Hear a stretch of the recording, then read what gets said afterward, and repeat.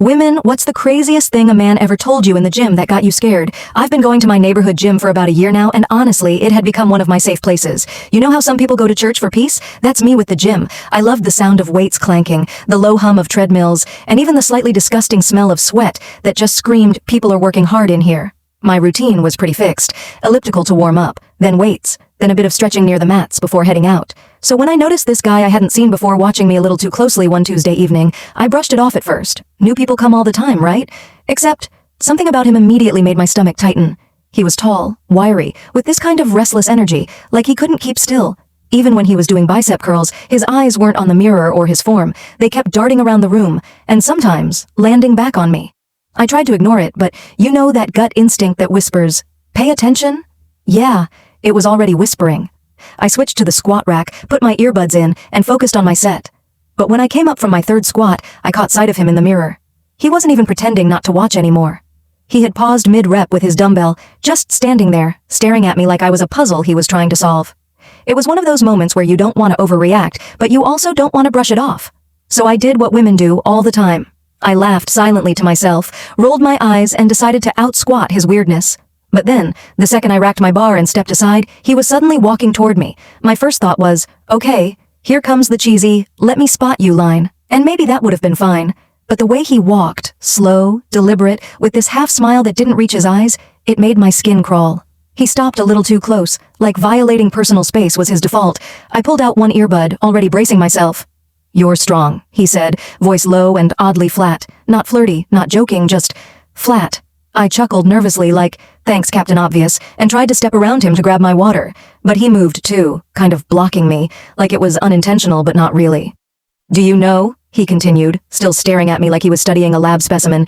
"Most women don't squat properly. They fake it. But you—" He tilted his head. "You go deep. That's rare."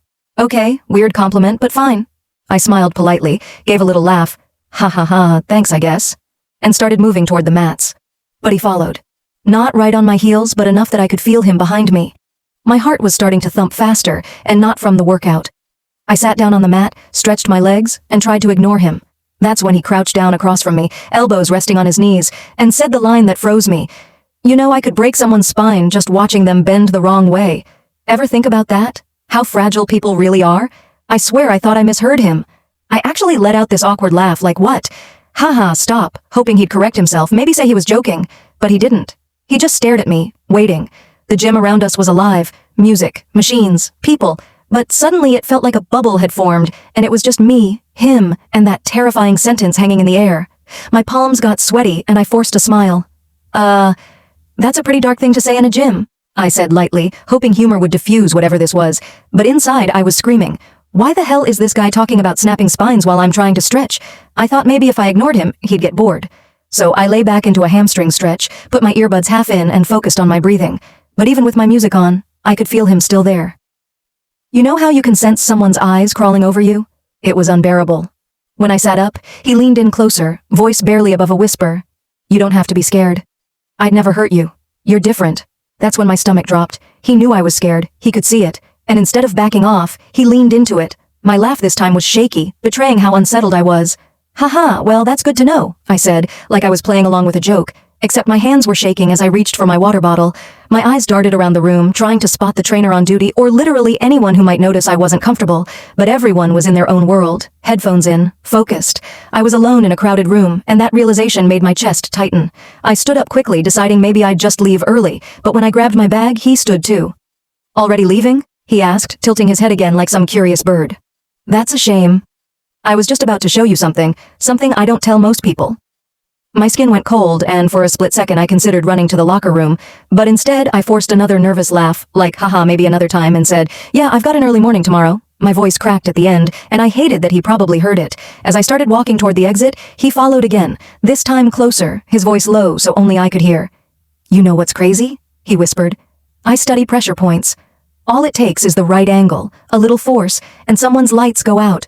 Forever." I swear my legs almost gave out. He said it so casually, like he was talking about a new protein shake. My laugh this time was hollow, almost hysterical. "Ha ha, wow, that's, intense." My heart was hammering in my ears, and every step toward the door felt like a marathon. I pushed through the glass doors into the cooler night air, my breath shaky. But he followed me out. The parking lot was half empty, shadows stretching long under the flickering streetlights. I clutched my keys like a weapon, pulse racing. He stopped just a few feet behind me and finally smiled wide, too wide. "Don't worry," he said, voice dripping with something I can't even describe. "Like I told you, I'd never hurt you. I actually think you'd be fun to train. You've got strong bones." Then, as if he hadn't just terrified me, he turned back inside, whistling. Just like that. I sat in my car shaking for a good 10 minutes before I could even put the key in the ignition. My mind was racing with what he'd said, the way he'd looked at me, the casual mention of breaking spines and pressure points. Part of me kept thinking, was he joking? Did I overreact? But then I'd replay his tone, the way he leaned in, the way he followed me. No, that wasn't a joke. That was someone enjoying making me uncomfortable. The next day, I told the gym staff. They took it seriously, thankfully, and said they'd keep an eye on him. But the truth? I haven't felt the same peace in that gym since. Every time I walk in, I scan the room for him. My workouts are shorter. I keep my phone in my pocket now, my keys in hand when I leave. It's exhausting, living with that kind of hyper-awareness. And maybe the scariest part is how easily it could have gone differently if I hadn't trusted my gut and left when I did. So yeah, women ask each other all the time about the weird stuff men say at the gym. But the craziest thing I've ever heard? A man crouching across from me on a stretching mat and whispering, with dead seriousness, I could break someone's spine just watching them bend the wrong way. And then smiling like it was the most normal thing in the world.